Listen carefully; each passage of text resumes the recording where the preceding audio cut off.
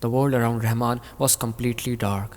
No sun, no stars, no moon, just endless blackness. And whispers echoed from all directions, sending chills down his spine. But he stayed focused. His only goal was to find the priest, and he knew exactly where to go, his own home where the priest had been buried. Moving carefully through the shadowy streets of Baghdad, he tried not to attract attention. When he reached his house, he stepped inside and made his way to the ground floor. There in the corner sat a figure, his face buried in his hands, trembling as if something terrible was after him.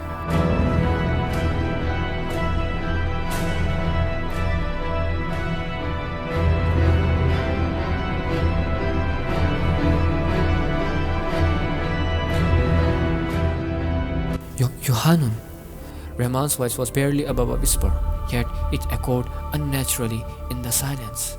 The figure flinched. Slowly, it lifted his head. The priest's face was pale, sunken, his eyes hollow like deep wells of endless sorrow. His lips trembled as if he forming words, but no sound came out. He looked lost. Rahman crouched beside him, carefully not to startle him. Priest Yohanun, I need to know what happened to you. Why are you buried in my home? The priest stared at him, silent. Then, after what felt like an eternity, he spoke. I was betrayed. Betrayed by whom? The priest began to tremble, his voice breaking into sobs. No, we cannot speak her name. She's a sorcerer. If I say it, she will know I am here. I cannot say her name. Rahman's desperation grew. Yohanun, please, you are the only one who can help me. I have come this far. I cannot leave without answers.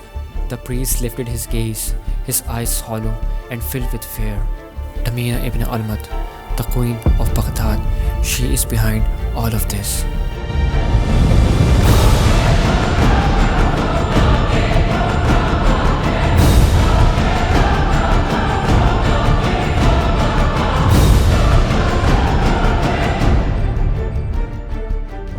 The word struck Rahman like a hammer.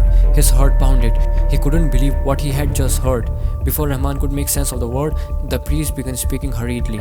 She came to me, asking for a favor. She said if I sold this home for her, she would be blessed. And as a man of God, I would do anything to help others. But she betrayed me. She killed me and buried my body in your house. She took my soul out of this world of the dead and made me sell that house to you. This is why your children have been seeing strange things. This is why your wife is sick. Tamina needed a body to place the curse on the house. Since I was a priest, the curse was doubled. That's why she chose me as the bait. She is evil. I don't know why, but she is taking revenge on you. You need to leave. Save yourself. You should have never come here. You left your physical body unguarded. It is in danger. Run, Rahman. Save your family. Leave that city before it's too late. Rahman ran, his heart pounding like a war drum. He couldn't comprehend what was happening. Why would Tamina do this? Why? I need to save my family, my wife, my children. With desperation fueling his every step, he stormed into Sheikh Said's home, searching. But his body, his physical body, was nowhere to be found. His physical body was gone. A chilling voice emerged from the darkness. You won't find your body. It has been taken care of. Rahman turned towards the voice, his eyes scanning the shadows, and then he saw her. Standing there in black hooded cloak, her presence exuding a terrifying aura, was Tamina ibn Almat, the queen of Baghdad, his sister-in-law. Rahman's eyes widened in shock, his breath caught between disbelief and fury. Why would you do this to me? Why? I have never done anything wrong to you. Tamina's voice boomed in response, filled with airs of suppressed pain. Nothing wrong to me? You left me. I loved you, Rahman. I loved you with all my heart. Even before I was married to your brother, we had dreams. We were happy, and you broke all of it. Rahman clenched his fist, his voice steady but filled with sorrow. Because it was necessary. Yes, I loved you too. But your father married you off to my brother. Neither of us had a chance. After that, I accepted you as my sister-in-law.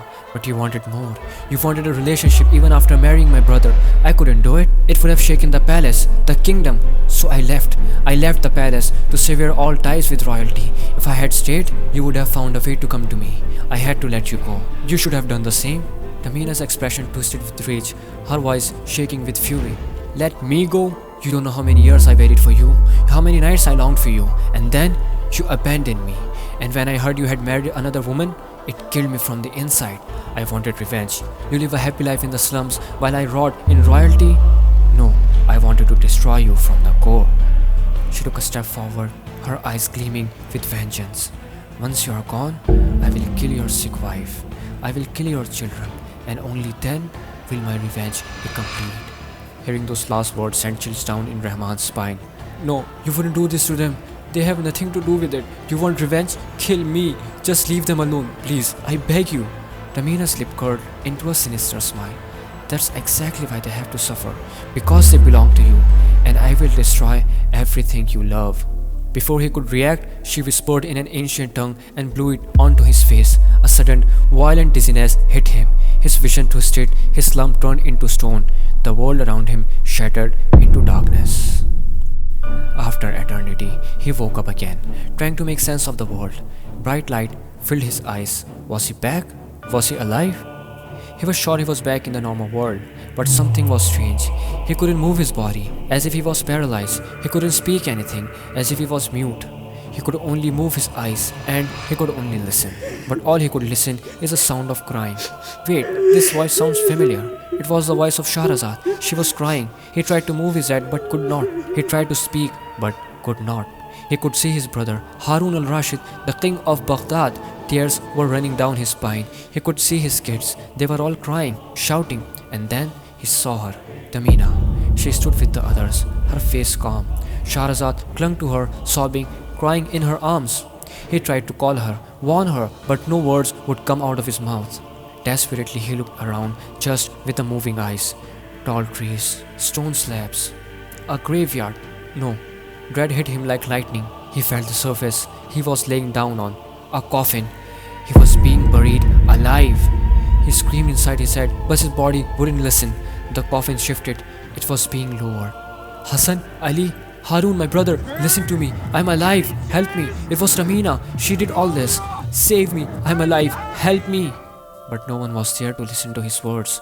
As he was being put in the grave, he looked at Tamina's face, who also was looking at him. In the face of sadness, she had an evil smile. At last, the coffin was being closed. He looked at his sobbing wife in his last moments. All he could say, Shahrazad, you are the best thing that ever happened to me. I love you. Goodbye. Tears were running down his face, and the coffin was closed. The Prince of Baghdad was buried alive. I told you, this ending isn't happy, it's a nightmare. So thank you so much guys, I hope you loved the story and its ending. If you did, don't forget to subscribe and like the video. See you next week.